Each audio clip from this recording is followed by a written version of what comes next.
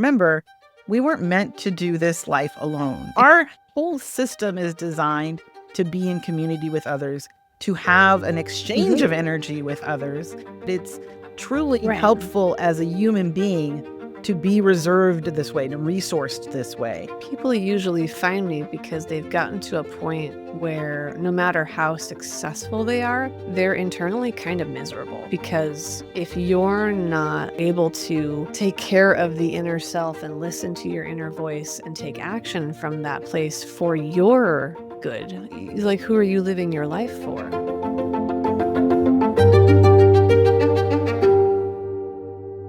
Hello, everybody, and welcome back to the Oracle on Purpose podcast. I'm your host, Leah Dunlap, and today I am really thrilled to be here with Rachel Alexandria. Rachel is a soul medic, and all I could think of, Rachel, when I heard this earlier, for some reason, just in my head was like, you know, the old movies where they'd be like, meh. And I thought, I like that, soul medic. It really struck a nerve for me. But Rachel helps high performers out of their secret messes like overwhelm, anxiety, perfectionism, and people-pleasing so that they can finally feel peace in the midst of their big work. She's a former psychotherapist turned soul medic. She offers concierge care for the soul and psyche so her clients can build healthier relationships where they can care without carrying other people's energy. That is so important. I literally just got off a call with a client today and was having that same conversation. So I'm really excited to talk a little bit more about that and to hear about your journey. And, you know, for all the women founders and entrepreneurs that are out there that are listening and following us or watching us today, I really want to share like that transition and how I know you've been doing it for a while now, but how do you actually learn to integrate that spiritual, soulful side, the psychotherapy? I think oftentimes, if we have all these talents and gifts, people get into this place of, yeah, but I can't do both. So tell me about your journey, Rachel. Yeah, thank you. I'm excited to be here. So the journey was interesting. Yeah. At the same time that I was getting my licensure as a psychotherapist, I was going through my Saturn return, for anybody who's into astrology and knows what that means. So it's when kind of your original purpose comes a knocking. So I was getting a bunch of signs all around my second year of schooling. I was just getting pieces of information that was like, oh, my mom saying, hey, let's listen to your astrological birth chart reading I had done when you were a kid. And we're listening to it, and the person's going, this is a very psychic person. Like, she's extremely intuitive. She sees deeply into people. She has these magical gifts, et cetera, et cetera. And me being like, I feel this, yes, inside of me. But also, I had done all this soul searching to become a therapist. And another sign was a friend of mine. I gave her a shoulder massage. And she was having all these like really big experiences and visions. And I was like, oh, she's a very like witchy person. Good for her. And she came to me later and said, yeah, you're an energy healer. That's what was happening to me. And it was that same like, you know, feeling inside. And so I'm a believer that when you get sent signs, you got to follow them. So I was like, I don't know what to do with this. I'm already getting my second master's degree. I'm not going back to school again. Like, I cannot. I don't want to do that anymore. So I just went seeking for how do I be these things together? And I knew that I could do it, internally. But how do I do that in a professional way, right? Like, how do I do that while maintaining my license? If I'm not allowed to touch people, like, is that going to feel weird if I'm a therapist, but I'm also an energy worker? A lot of the resistance was internal. Right. Is the truth of it. I think that's often the case, right? Like, I think oftentimes when we are first, congratulations for like, I love to meet people who have come to the place in their lives or reached a point where they actually do embrace the idea that if you're getting these signs, the thing to do is follow them, at least to give them some air, right? Like nurture them and see where they go. So I think that's an amazing piece. But also, I think it's true that many times if we're looking at making changes, we can often feel like all the effort that we put in, like you said, like I've already gone to school. I don't, like we can feel the effort being the thing that holds us back from the new. Like the effort of what we created, Mhm. the energy we've put into it so far can be kind of its own sort of golden handcuffs in a way for people that are like, oh, Yeah. yeah, but I did all this hard work already. So how did you find a way? Like you said, it was challenging at first to kind of figure out how to make that work. So what happened? How did you figure out a way to make it work for yourself? Well, we call that the sunk cost fallacy, right? Yes. That's what that is. When people are like, "Wow, I have to, keep on this path because I've already put effort in here." And it's yeah. How I made it work for myself, I just took all the time in which I wasn't working because I had started my own company, but I was not busy enough yet. So I was like, okay. I mean, it was kind of like I was on pilgrimage, but whilst in my own life. So Interesting. I didn't have kids. I never did have kids, so that does leave some extra space. And I had only been back in the city I was living for a couple years, so I didn't have like a big built up set of routines Right. or huge bunch of friends to maintain. And I don't have a big family, so I had the ability, the privilege, really, to go on a pilgrimage to just use every day as like, how am I living this question? How do I live this question until the answer reveals itself? And if something caught my interest at the bookstore, I'd buy it, and I'd Mhm. read it. If something caught my interest as like a person to talk to or an event, like I got really into psychic mediums. That was something so I bought a lot of books by psychic mediums like John Edward Ah, and Teresa Caputo. I don't know if she was as big back then. And there's a book I read called I'm Spiritual, Damn It. And I went to a local medium who would do like a performative show, like at a theater on Thursday nights or something. And I was always hoping for a reading. And one time she called me out and she actually had a message from my spirit guides. She's um, like, this has never happened before, but they are like operators are standing by, like they're waiting for you to open the gates and let them in to help you with stuff. So it was like that, but just all the time. I was just always like, how do I better understand this? And after about a year, I felt comfortable calling myself an energy healer. I mean, like I did work too. Like a teacher found me. I did a little bit of training, but the main thing was she I just said, here's what's going on. I don't really know what I'm supposed to do with it. I don't want to go back to school again. And she just kind of looked at me the way that people who have psychic connection look at you. You know that yes, look. They're, yes, I do. hmm, I might have used it yeah, myself yeah, before. Yes. of course you have.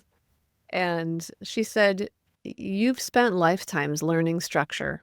You don't need to do that anymore. What you need to learn to do is open your heart. Yes, that's Okay. beautiful.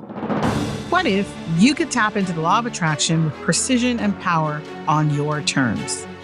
I'm Leah Dunlap, and in my audiobook, Power Up the Law of Attraction, I give you the no-fluff blueprint to create a life of purpose, prosperity, and peace. Ready to stop manifesting by accident and start creating with intention? Download Power Up the Law of Attraction now on Audible. Now, back to the show.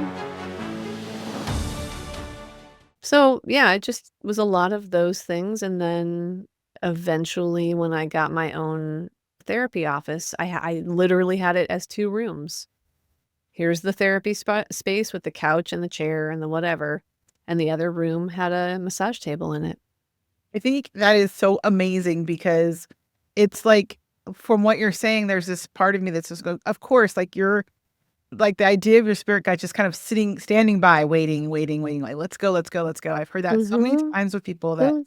don't have, as you said, like sometimes they don't have that luxury, right, of time and space because maybe they are a solo, provider for their family or, these other things. So they feel as if it's selfish, right?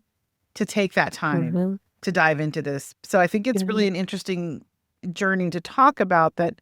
Not only can it feel like you said, that you just continue to follow the breadcrumbs, if you will, to where it led you, but that oftentimes people don't have that luxury. So for those people out there that, for you is, it sounds like, you started off with the 2 separate rooms. And I know we talked about the fact that eventually that kind of fell away. But I think it also talks to the point where you kind of have to become comfortable, right? You have to own your own gifts. You have to own, as you said, like, okay, so I have all this knowledge, I have all this experience, and, I have these psychic gifts, or I have this intuitive gift, whatever you want to call it, and they're both me, right? Like there's that wholeness, we come to that wholeness. And so as you came to your own sense of wholeness, how did that change your business and your life? What changed for you when you were allowed yourself, I should say, to kind of bring all of that together into under one roof? Yeah, that's such a good question. It was probably really gradual. Like I just came to see more and more because my one of my focuses is really integrity and safety Mm, for my clients. And the people who had trained me were so cautious about things, right? And so it's just like so much permission asking and consent seeking. And I would behave the same way as them. And I would experience that people would look at me weird, like, yeah, of course you're fine. It's fine. And so, like, it's like watching your own reflection and being like, mm, okay, people are responding in a way that's starting to tell me that I don't have to strive so hard really? to keep things separate. Like I'm more worried about integrity and providing things that are safe than I need to be because I am safe. I can just live that and be that. Right. So, I don't need to worry that the state is going to come along and be like, you're not supposed to do it this way. Like those guardrails are there for good reasons, but they're for people who are causing harm. And that's not what I'm doing. So it was really like, yeah, eventually like when I finally let go of my office and I changed the way I was working to do more of the concierge care. Yeah, and then it was almost like the metaphorical representation of them being separate was gone. Ah, So I do energy work with my clients, mostly not physical because a lot of my client work is virtual now. So I also, I think, learned to do more virtual energy work at that mm, time, which removes a little bit of the like necessity for having a credential that allows you to, whatever, right. to touch people. But yeah, it just became I think it's just about, like you said, self-permission. And I think that's what people seek from me now is that I have just a level of earned confidence Right. for living outside the norm, you know, Mm-hmm. because I've been doing it a long time. Like, no, I had no template to do what I was doing. Yeah. So I had to figure it out. I had to like use a machete and hack my own path, I love it. right? Well, so you think then too that by putting down that barrier and bringing everything together and being, as you said, that self confidence to know that your own Mhm. integrity was your guide and all of these things. Did you notice a shift in like your your abundance, the prosperity in your business? Like, did it allow you to bring in more clients that were aligned for that? How did that change that for you? Yeah, it's such a good question. I haven't ever really thought about it that way because I was so aimed at making better money because I wasn't making good enough money. Like I was not sustainable for Mm, I mean it's starting a new business, right? It's always, 5 years, 3 to 5 years to get to sustainability. And I was slower than that. So part of my aim in letting the office go and kind of more integrating and moving to concierge care, part of that was to create better sustainability, right. better income for myself, which was interesting because part of what that involved was basically letting go of the majority of the clients I had as a therapist because Oh, they did not want to move to a different model and a different price point. I mean, understandably, right? right. So a lot of people graduated from my practice and just a few moved with me. But I look back and I'm like, "How did I even do that?" See, I love this though, because that's such a thing. Like, again, we're talking about like that perceived loss, right? That people get to when Mhm. they're making those changes. And that's a huge one when we let go Yeah. of clients. I love that you said like they graduate, but it's a sense of like how you look at that. Like, do you look at that as like, okay, so those aren't my clients anymore. These are my clients. Yeah. Right. And I love that you're Mhm. also saying, like, and I've seen this as well with my own clients and people myself, is that I like to say that's the good money. Like, it's the money that feels aligned. It feels like it flows. You know, if you're out there and you're a woman founder and entrepreneur, I know that this probably won't surprise you, but we have all got clients we've probably wanted to or needed to fire because they were not aligned. And those are the ones that typically, you know, energetically just take so much away from the work that we're doing and from ourselves and our own energy, that I think it's really great to remind people that, yeah, you can maybe lose the clients that you're working with now, or the job you have now, and it still doesn't mean you can't be successful, like you said, sustaining and prosperous and profitable, working with clients that are aligned to who you are and what you're doing. So you said, of course, you've been doing this for a long time. Over this time period that you've been really kind of honing this skill for yourself, what do you find for your clients that come in who are founders or entrepreneurs, or, you know, I know you work with people in larger organizations and things like that. What's kind of common? I know there's probably multiples, but what's one common place where you notice that they are energetically stuck? Oh, well, I mean, they really are high performers with secret messes. That's the thing that I've hit on that is the only thing they have in common. Actually, now that I've been really working exclusively with that clientele, what I see also is that they almost always had a parent with a personality disorder. Ooh, interesting. So there's yeah, at least that's who I attract, because these aren't people who just need to, like, I don't know, have some thoughtful coaching and, like, have a different idea of how to do productivity. Like, these are people who are extremely intelligent, really motivated, like, just they get stuff done. And what's hard for them is that there's it's like a plane trying to take off, but the ladder's still down. Ah, Do you know what I mean? Or not the ladder, the staircase. right. I mean, so even though they're really successful financially, they have a lot of things that are dragging them Mm, in their personal life or in their social life. Usually it's like not knowing how to have graceful and yet firm boundaries. mm, Because when you have a parent who has a personality disorder, you never learned how to really listen to the inner voice and trust it. So maybe they've gotten good at work, but they haven't known like what is really okay in relationships.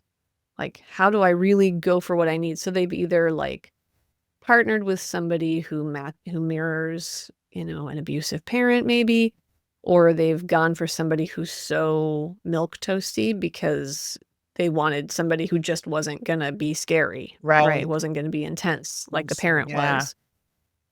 They don't maybe have a lot of healthy friendships because, first of all, they're so busy. They've put all of their self-efficacy, their, like, self-esteem into their work because that's the place they learned to be successful. So they aren't getting, like, a full enriched life, maybe. So these are some of the things that they have in common. So these are some of the things that you kind of put under that blanket of the secret mess. Like, we look great from the outside, people would Mhm. think, and I think that's really true for, I mean, I'm not going to say a majority, but a lot of the women that I've known over the last 30 years in this kind of field, as far as like either in leadership, as CEOs, founders, Mhm. you know, really, like you would say, like from the outside, they were like, this is super successful, you know, entrepreneurs. And there is that thin veil, right, between that and what maybe that mess Mhm. is. What do you say for people that are listening to this today and thinking, wow, that's me?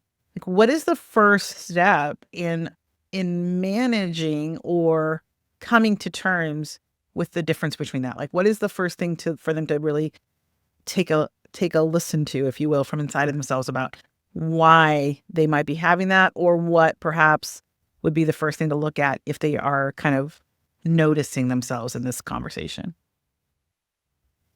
If they're noticing themselves in this conversation, I think the first thing is like find someone good to help you unravel or unhook the unhealthy associations that you have with getting support, with needing things, with, like high performers are such like warriors in the world and they're always like giving more than they're receiving in most areas of their lives. Like maybe they're receiving money, but they're not receiving adequate emotional support or like nervous system restoration because when you're young, you can work super hard. You can just like burn all the candles, right? Because your body will kind of carry you through and then you hit about mid-30s and then like, wait, I have run out of spoons. Oh no, what am I going to Right. do? Right? And so that's the time where it's like, "Oh, now I need to learn how to deal with disappointing people when I say no. I need to learn who are the good people that I can have in my life who will be flexible and roll with how I need to do life instead of me just people pleasing or constantly adapting or chameleoning to fit in." Right. So this is not a thing you can do by yourself, which is kind of that double-edged sword, right? Because the high performer is used to being like, I can just read a book or listen to a podcast and figure it out or go to a coaching seminar and be done. Nervous system recalibration and learning to listen to your inner voice is something you have to do with another healthy nervous system who is trained on how to help you do that. I think that's So the first thing I would say is look for the right help. right. Absolutely. And I think that is something that I have often said myself to people is like, remember, we weren't meant to do this life alone. I say, just think about it this way, everyone.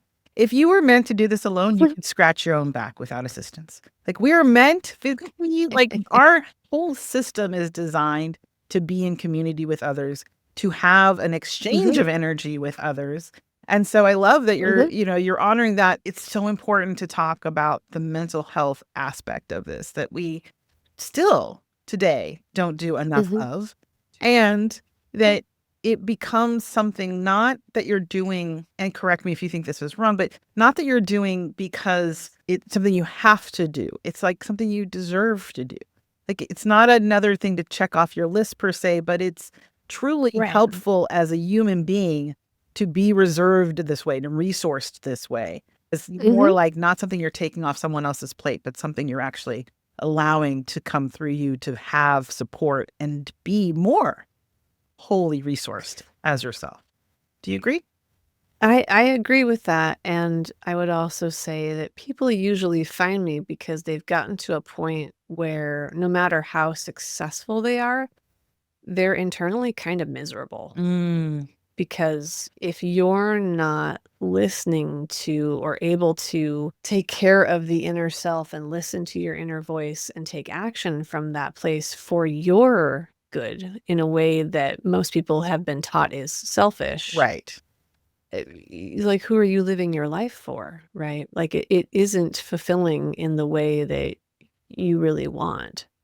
So we are biologically engineered and biologically evolved to be social creatures. Absolutely. The thing I always say is we get trauma from other people. So we have to get the healing from other people. In a vacuum, you don't, maybe you could have like natural disaster trauma or survival trauma, but you don't get psychological trauma except from other people mostly. So that's also where the healing has to come from. Yeah. Is different people who it makes me think so I did a little bit of parkour like years ago, the thing where you like jump from rooftop to rooftop, except I wasn't doing that. But whenever anybody like they just say, "Okay, now try this," jump from this platform to this platform or leap from this rock to this rock. And sometimes you try and you're like, "Oh my gosh, I did it." And sometimes you try and you run smack into the thing and they'll be like, "Okay, get up, dust yourself up, try it again." Like repattern it basically. Right. Because if you don't, then you just like diminish, you avoid and you avoid and you avoid, and then you end up with a very small, closed off, unhappy life. So you have to re-pattern in a healthy, like do it again, but do it healthy. Right. And I think what you just said is so important is that's kind of what we're all about here is about like learning to change these patterns so that you can have a limitless life of purpose and prosperity that comes from that expansion and that expanded state of being. And so this is the fun time of our call where I get to ask and share some insights hopefully for you, but I'm curious, what is your next like what is that next leap for you? What are you looking at in your own horizon in your life or business? Yeah.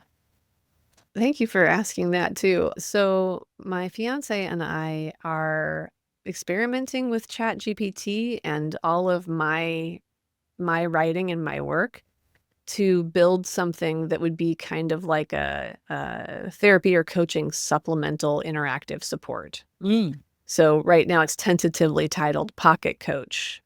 So that's a thing that's on my horizon, and we're trying to figure out how to kind of build it in public. So probably there'll be a way that I'm going to be bringing people together for some kind of, power collective coaching group or something like that. That's going to be new for me. Oh, that sounds exciting. So if you're looking at that future that you want to have for yourself, is there a specific question Mhm. around that you want to ask the oracle? The question, like, immediately, of course, is that going to work out? Like, is that something that makes that, like, there's a path to bringing enough people together and generate, like, yeah, is all the time and energy we're putting into Pocket Coach going to pan out financially?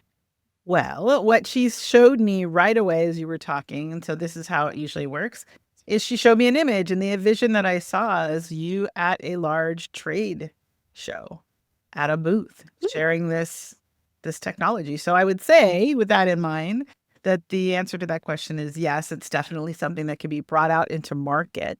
So it's interesting because almost like it sounded like when you were talking that you were saying maybe a group, but it felt like no, even like almost like no, think bigger and broader, like more of Mm. Mhm.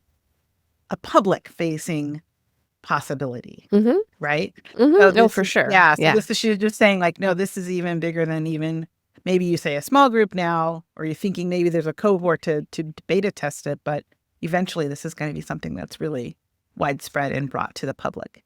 So that's what I see. I see Okay. you at this trade booth really having a buzz around that booth. So it seems to say that yes, there's definitely a lot of financial possibility there too. Yeah. Okay. Yeah. So That's exciting. absolutely. Is there anything else you have a question about that really quickly? Because for some reason there feels like there might be a backup question to that. I mean, so I can just say a couple things if I can. Sure.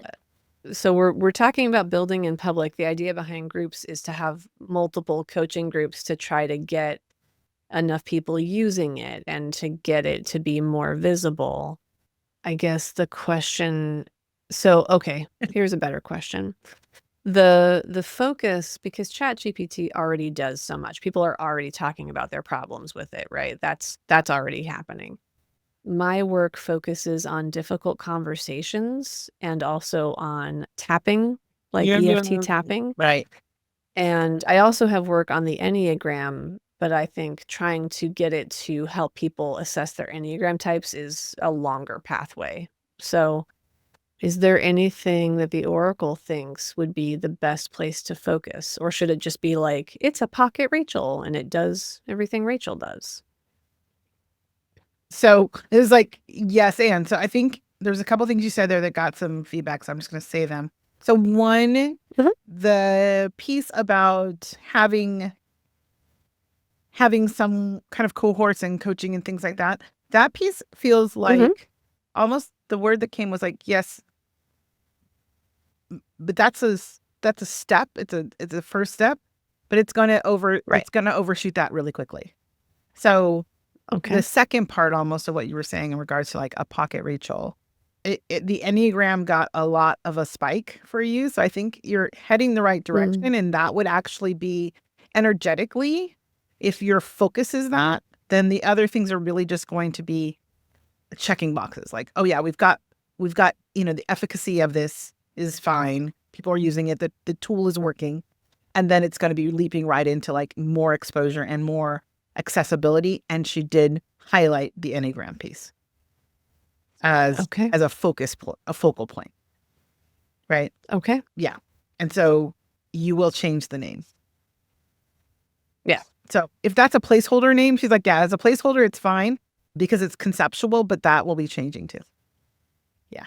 Mm-hmm. Wonderful. Yeah, that tracks. Wonderful. Well, thank you so much for letting me share some insight from O today for you. Tell everybody today how they can find out more about who you are and what you're doing, and so they can keep following you when that app comes along and they can take advantage of it. Yeah, thank you. So you can find me at rachelalexandria.com, and the Pocket Coach is available, rachelalexandria.com/pocket-coach. Perfect. So if you try it out, there's going to be a way to get on a mailing list to receive your transcripts, and we'll also be kind of letting you know about the further development of it. Wonderful. Fantastic. So you heard it here first. Make sure you follow and download that Pocket Coach so that you can actually take advantage of that and see how that goes for her and for you.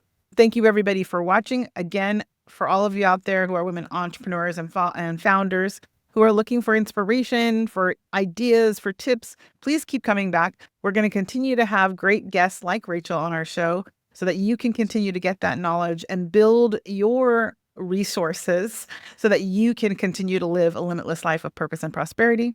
I'm your host, Leah Dunlap. Thank you again to our guest, Rachel Alexandria. And of course, this is the Oracle on Purpose podcast. Make sure you subscribe or hit the bell below so you can stay tuned for our next episode. Thanks again, and thanks for watching.